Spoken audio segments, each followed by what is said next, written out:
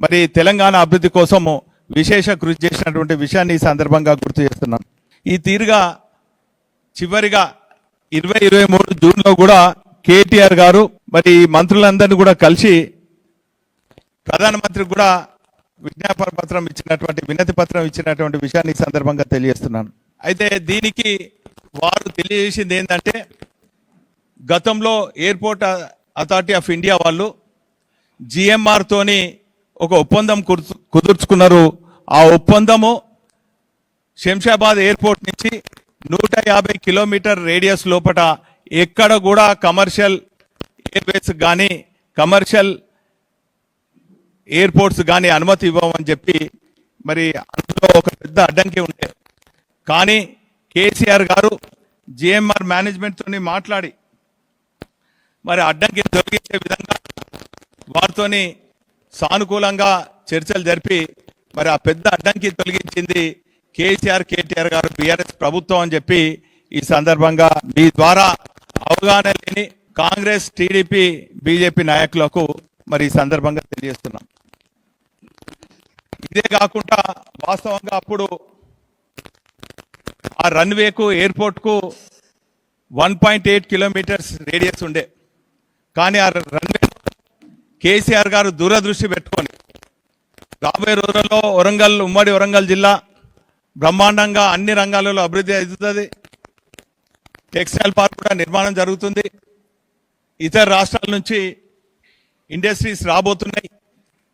అదేవిధంగా కేటీఆర్ గారు కూడా ఈ నగర నిరుద్యోగ యువకులు 2 టైర్ సిటీస్లో ఐటీ హబ్ పెట్టాలని చెప్పి అప్పటికే మహేంద్ర లాంటి పెద్ద కంపెనీలు తీసుకొచ్చినటువంటి పరిస్థితుల్లో మరి దీన్ని భవిష్యత్ తరాలకు కూడా కమర్షియల్గా కూడా ఉపయోగపడే విధంగా దీన్ని 3.9 కిలోమీటర్స్ విస్తీర్ణం చేయించి చుట్టుపక్కల ఉన్నటువంటి గ్రామ రైతులతో కూడా మరి మాట్లాడాలి, స్థల సేకరించాలని చెప్పి ఆ రోజు మరి ఆ వర్ధంపేట నియోజకవర్గ పరిధిలో ఉన్నటువంటి అప్పుడు ఉన్నటువంటి ప్రాతినిధ్యం వహిస్తున్నటువంటి రమేష్ గారికి కూడా చెప్పిన విషయాన్ని ఈ సందర్భంగా తెలియజేస్తున్నాం.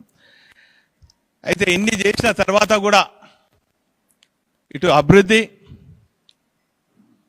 ఇటు ఎయిర్పోర్ట్ తీసుకురావడమే కాకుండా ఏపీ రీఆర్గనైజేషన్ కమిటీలో ఏర్పరిచినటువంటి కోచ్ ఫ్యాక్టరీ కానీ ట్రైబల్ యూనివర్సిటీ కానీ ఇవి కూడా సాధించేదానికి గులాబీ సైన్యం అంతా కూడా పెద్ద ఎత్తున ఉద్యమాలు చేసి ఇవన్నీ సాధిస్తే ఎప్పుడు కూడా తెలంగాణ రాష్ట్ర సాధన కోసం ఉద్యమంలో పాల్గొని వాళ్ళు ఈరోజు అడ్డిమారు గుడ్డి దెబ్బలో గెలిచిన వాళ్ళు, అవగాహన లేని వాళ్ళు, చంద్రబాబు డైరెక్షన్లో పనిచేసే కాంగ్రెస్ కోట్రి ఈరోజు కేంద్రంలో ఉన్నటువంటి ఏవియేషన్ మినిస్టర్ ఆయన కూడా అవగాహన లేదు. తెలంగాణ అంటేనే టీడీపీ వాళ్ళు ఎంత నిప్పులు పోసుకుంటారో మనకు అందరికి కూడా తెలుసు. అటువంటిది ఇంత విశేష కృషి చేసినటువంటి మా బీఆర్ఎస్ పైన కేసీఆర్ పైన మరి నిందారోపణలు చేయటం తెలంగాణ ప్రజలందరూ కూడా దీన్ని తీవ్రంగా ఖండిస్తున్నారు. ఇక కొందరైతే ఇంకొక అడుగు ముందేసి ఈ నగరాన్ని మేమే అభివృద్ధి చేసినాం, ఇంకా కొన్ని రోజులైతే ఈ కాకతీయ సామ్రాజ్యాన్ని అంతా కూడా కాకతీయ కోటనంతా కూడా మేమే నిర్మాణం చేసినాం, భద్రకాళి అమ్మను మేమే ప్రతిష్ఠించినాం, మొత్తం జిల్లా అంతా కూడా అభివృద్ధి మేమే చేసినామని ఇంకో అవగాహన లేని వాళ్ళు అన్ని అవుల మాటలు మాట్లాడతారు. ఏదేమైనప్పటికీ కూడా ఖచ్చితంగా